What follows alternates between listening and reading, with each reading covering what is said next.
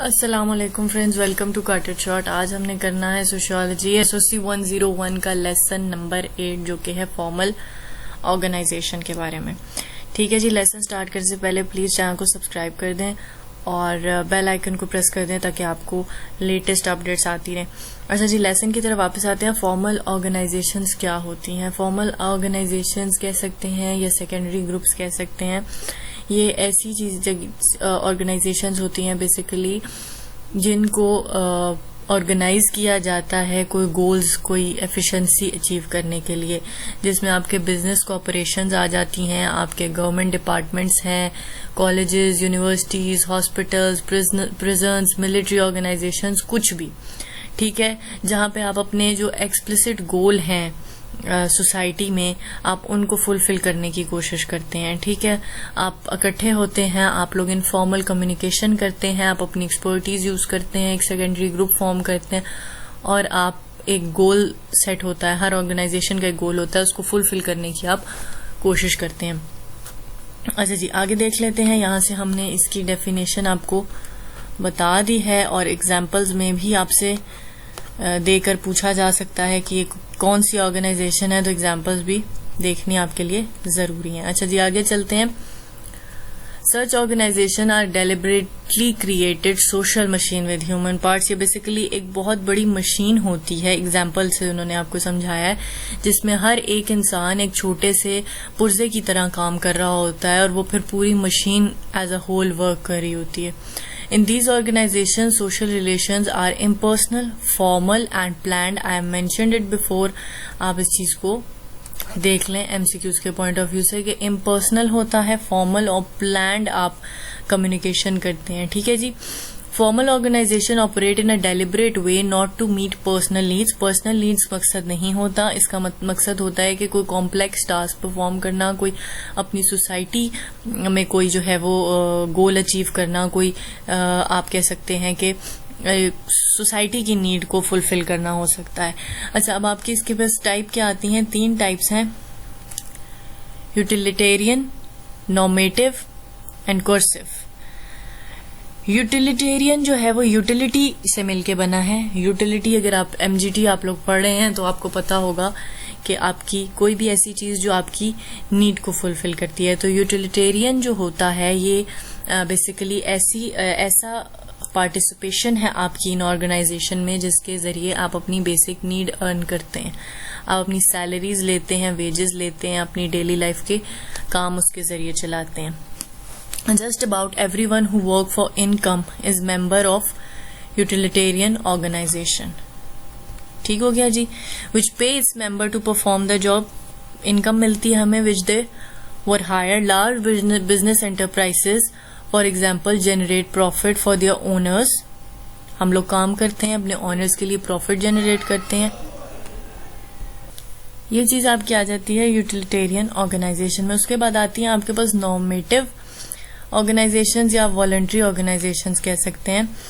ये होती हैं जो आप अपनी विल से, आप अपनी खुशी से जिनको ज्वाइन करते हैं, इनकम पर्पस नहीं होता, जिसमें आपके पास एग्जांपल आ जाती है ईदी ट्रस्ट हो गया, मतलब या कोई भी NGOs हो जाए या कोई भी ट्रस्ट हो जाए जो कि ह्यूमन वेलफेयर के लिए काम करते हैं। वहां पे आप अपनी सर्विसेज प्रोवाइड करते हैं without any income, just for moral values. आप अपनी रूह की तस्कीन के लिए या अपने मजहब के हवाले से आप ये इन चीजों में पार्ट लेते हैं। तो ये आपकी नॉर्मेटिव ऑर्गेनाइजेशन में आ जाती हैं। उसके बाद आती हैं कोर्सिव ऑर्गेनाइजेशन। कोर्सिव ऑर्गेनाइजेशन वहां होती हैं जहां आप अपनी मर्जी से मेंबरशिप इख्तियार नहीं करते। ये वो इंस्टीट्यूशंस होते हैं जहां पे स्ट्रिक्ट कंट्रोल होता है। ठीक है, और यहाँ पे मौजूद लोगों को बाहर के लोगों से बिल्कुल आइसोलेट रखा जाता है। अब उनमें आपके पास प्रिजनर्स भी हो सकते हैं, मुजरिम लोग जैसे हैं। अब वो भी वॉलंटरी खुद तो आते नहीं है कि हमें पकड़ लो, और जो है वो उसके अलावा उनको बाहर भी की दुनिया से अलहदा भी रखा जाता है। उसके अलावा आपके जितने मेंटल पेशेंट्स होते हैं, जो सिवियर मेंटल पेशेंट्स होते हैं, उनको रखा जाता है।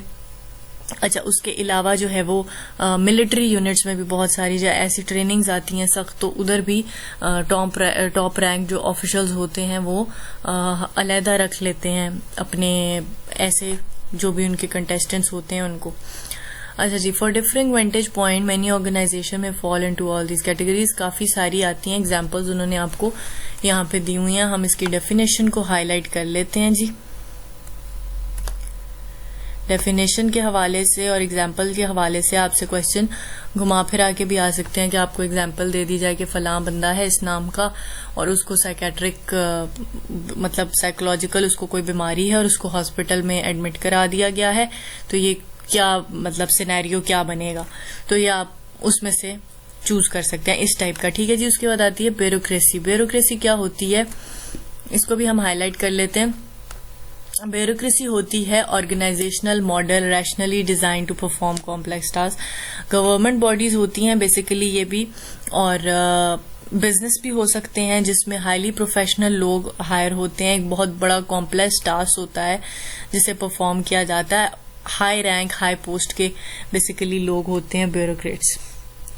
अच्छा जी, अगर हम कैरेक्टरिस्टिक्स देखें ब्यूरोक्रेसी की तो वो क्या होती हैं। स्पेशलाइजेशन है सबसे पहली।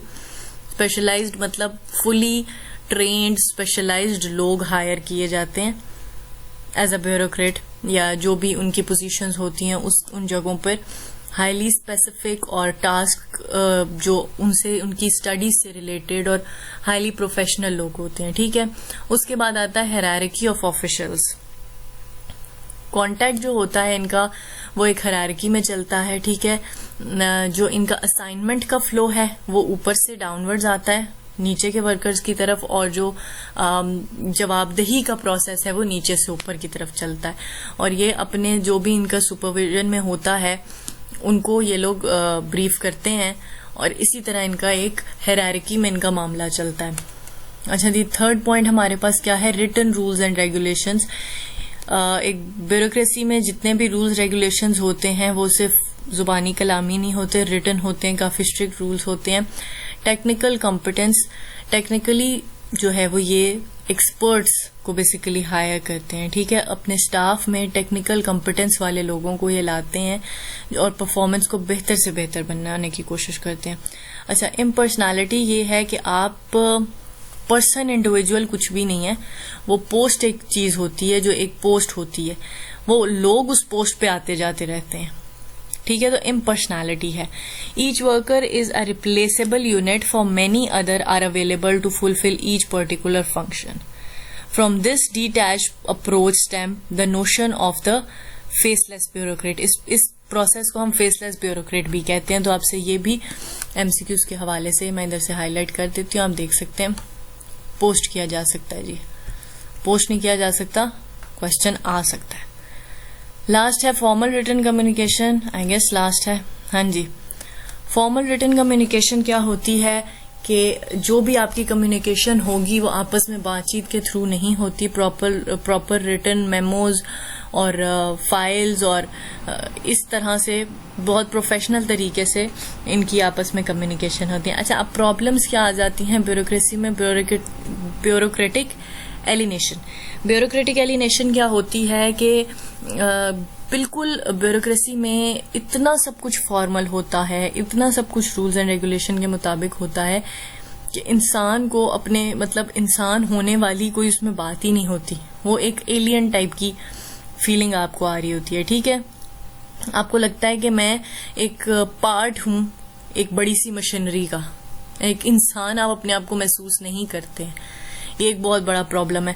अच्छा जी, उसके बाद वो कहते हैं bureaucratic inefficiency and ritualism. 2-3 terms का यहाँ पे यूज है, इनको गौर से देख लें। अलग-अलग आपसे एमसीक्यूज के हवाले से पूछा जा सकता है। Red tape.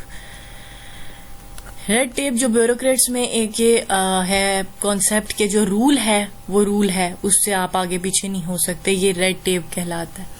अच्छा, उसके अलावा ब्यूरोक्रेटिक रिचुअलिज्म क्या होता है।